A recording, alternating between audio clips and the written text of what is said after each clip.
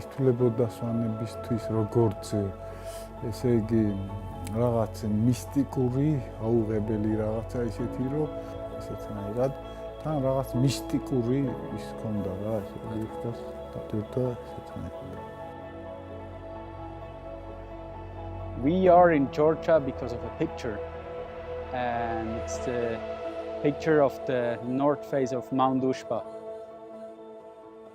I think it was 5-6 years ago when we went to Moscow, and then we saw this one picture and we were like, wow, this is a cool face.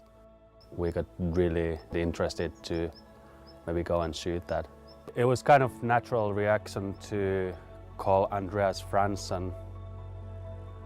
Andreas was one of the first guys who was making steep skiing interesting again.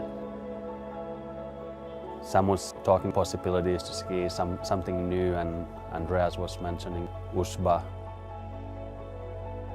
He showed me that he wants to ski it, and sadly he died. And I pushed it like away. Yeah, Sam actually did the opposite evolution of me. Basically became one of the best mountaineers, alpinists in the world.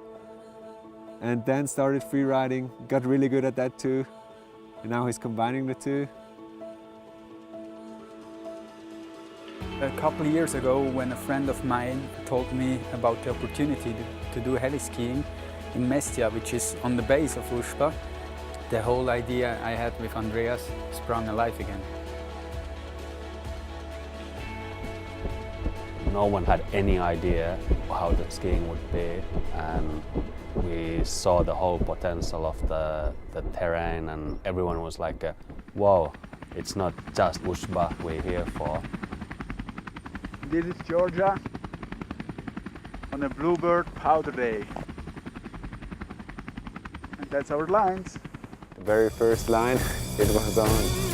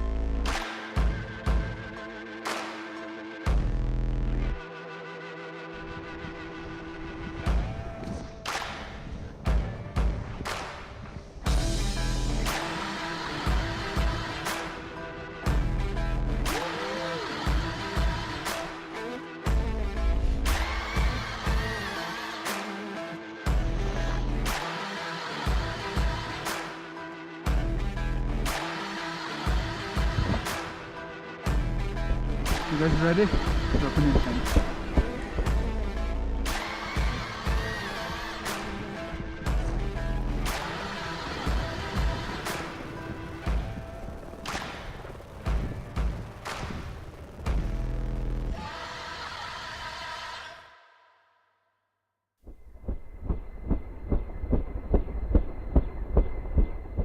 To be honest, was the best ski experience I had in my life. Just being in a country like this with thousands of years of history that you can still touch and you can still see, that elevated it a little bit more even.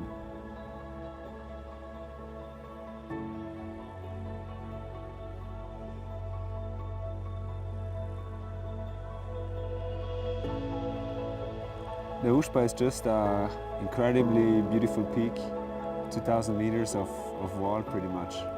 The first view we had on this, it looks pretty amazing to stand up there and maybe to realize a premiere in ski. Sure, it's searching this impossible line that is still somehow skiable. Well, the main difficulty is that it's a north face that is looking to Russia. Nobody sees the face, and we have no information if it's in conditions. We have to gamble a little bit and hope that it's gonna be in conditions. It's all manpower. If you have a knee injury, it's carrying you out. You carry me? I don't know. It's easier to kill you.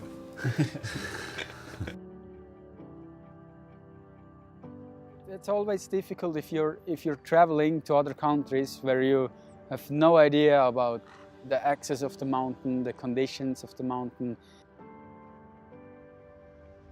So my plan was always to get here before and just go step by step.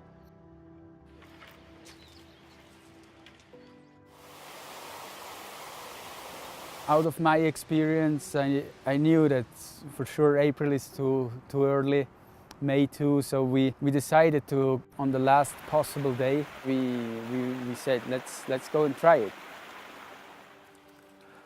it. The whole interesting part of it is not going to a line that you're sure that you can ski it. It's finding those lines that are just rarely skiable, and this is one of those lines.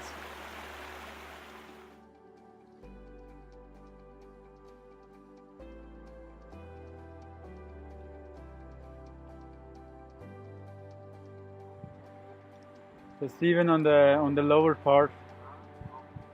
Ah, damn.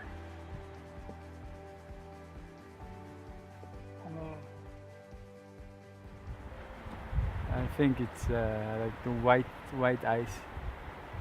Not sure. Doesn't look really promising.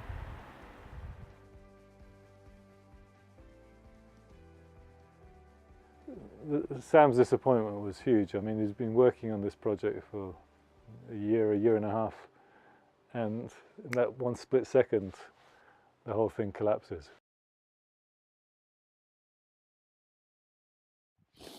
Well, we go to the 1,000-meter higher Ushba plateau glacier, and then we have a better look on the face, but it's not promising. We were waiting for 2 months almost, and you know, everybody's ready, everybody wants to do something, and it would be wrong to just turn around on the bottom of the glacier and say no.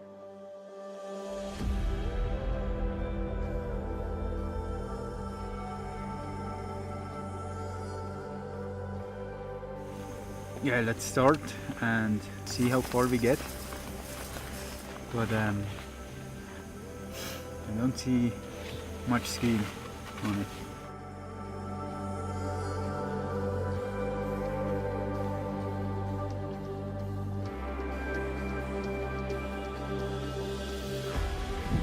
"4 o'clock in the morning, we're starting.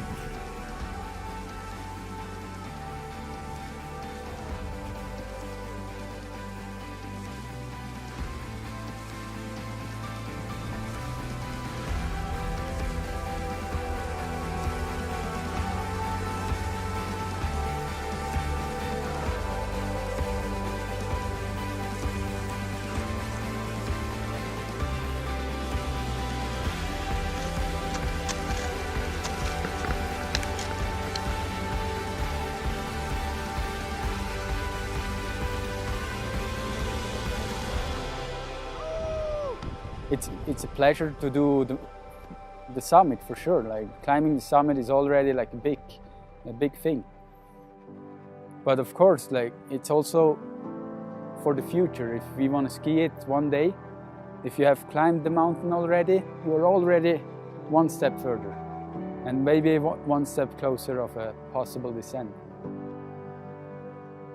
Maybe this story is going on for another few years. I don't know. Ushba is going to stay in our minds, in our hearts, and one day, for sure, we want to try to come back.